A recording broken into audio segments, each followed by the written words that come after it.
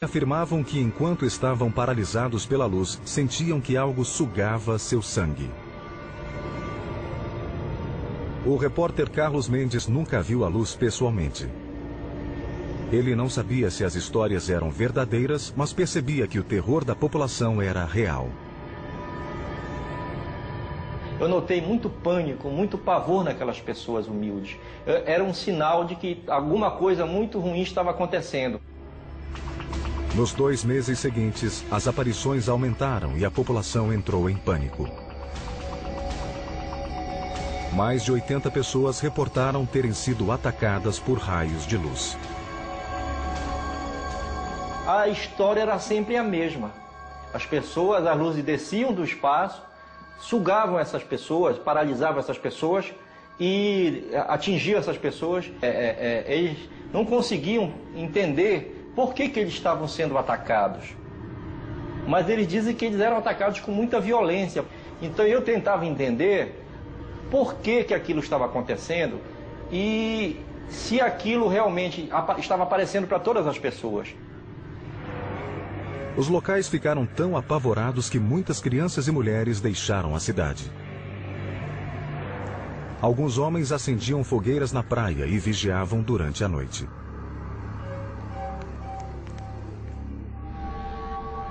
Outros se trancavam em casa com medo dos ataques. Mas não vi. Agora vi o pavor das pessoas, vi o sentimento de terror que essas pessoas tinham e vi o grande pedido de ajuda, socorro aquelas pessoas estavam pedindo.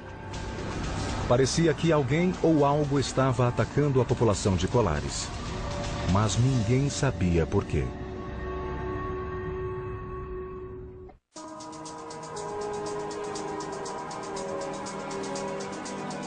Setembro de 1977.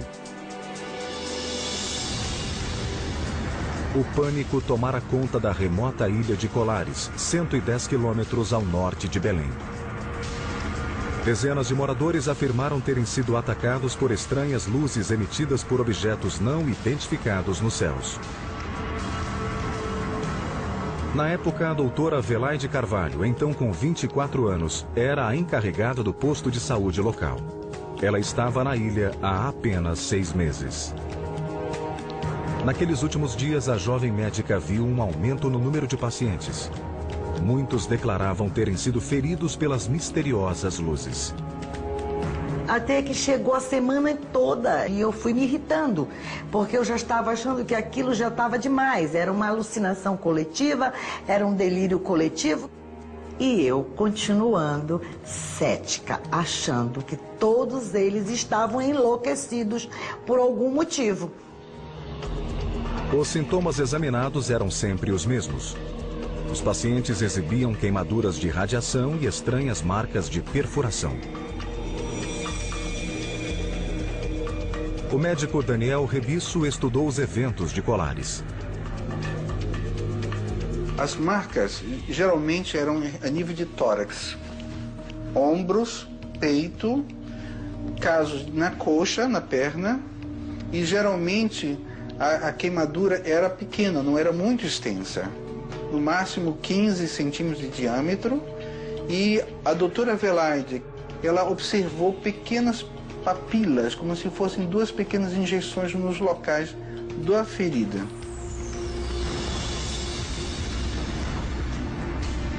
Segundo as vítimas, as queimaduras eram causadas quando a luz entrava em contato com a pele.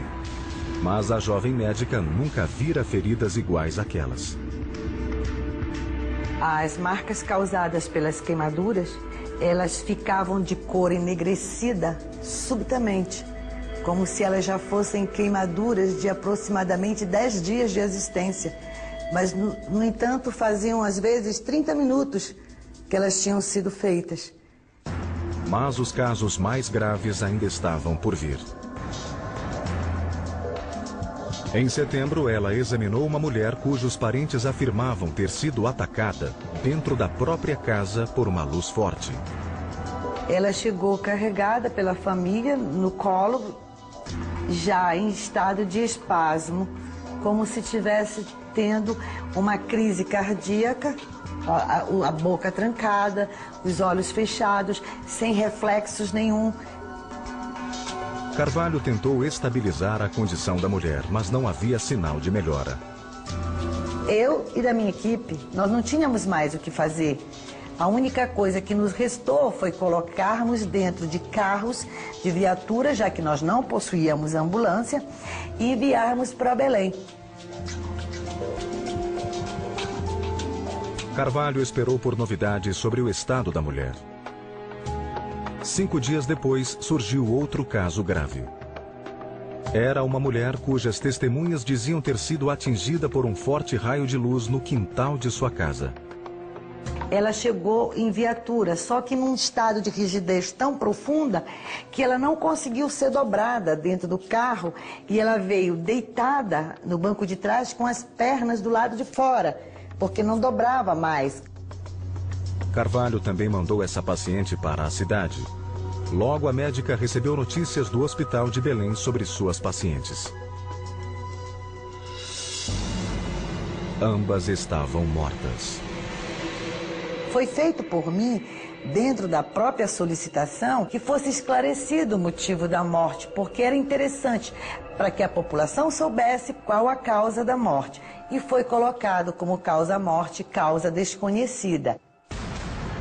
Carvalho não acreditava que sua paciente fora atacada por raios luminosos. Ela suspeitava que a crescente histeria das aparições causara um ataque cardíaco ou derrame. Com o objetivo de acabar com o pânico, Carvalho e outros oficiais da cidade pediram ajuda ao prefeito. Em setembro, o prefeito contatou o Comando Aéreo Regional da Força Aérea Brasileira, conhecido como Comar. Então, o Comar nomeou o capitão Yuranger Holanda para liderar uma equipe de oficiais da Força Aérea em uma investigação dos estranhos eventos da ilha. O repórter Carlos Mendes, que pesquisava os eventos em Colares à época, acredita que a equipe de Holanda foi enviada devido à intensa atividade de guerrilheiros comunistas na região. Segundo Mendes, a Força Aérea imaginava que as luzes fossem causadas por armas disparadas na selva e a missão de Holanda era encontrar os rebeldes. Eu acredito que lá em Colares era, sobretudo, investigar se havia atividades subversivas de agentes comunistas. Mas, se esse era o objetivo do projeto, ele recebeu um nome curioso. A missão do capitão Holanda foi batizada de Operação Prato. Rapidamente, uma equipe foi reunida. Penon Frias, com 37 anos na época, foi escalado como piloto. Se desconfiava que fosse um tipo de aparelho que estava violando o espaço aéreo brasileiro. Não sabíamos de que país era proveniente, mas alguma coisa estava violando o espaço aéreo brasileiro. A aeronáutica tinha, por obrigação, verificado de que se tratava. No início de setembro, Holanda e sua equipe de oficiais, engenheiros e cientistas chegaram em Colares. Os homens levantaram abrigos e armaram telescópios e câmeras próximo à praia. Eles conduziram as atividades na frente da população, esperando que isso desse fim ao medo que tomara conta da ilha. Quando nós chegamos em Colares, o pânico era total na cidade. E toda, aliás, o litoral todo. A população já não dormiu mais apavorado. E o pânico, embora ele tentasse acalmá-lo, não conseguia. Principalmente moradores mais antigos, porque já havia alguns afetados pela luz. Uma vez em Colares, a equipe da Operação Prato tentou coletar o maior número de informações. O capitão Holanda imediatamente foi visitar a doutora Adelaide.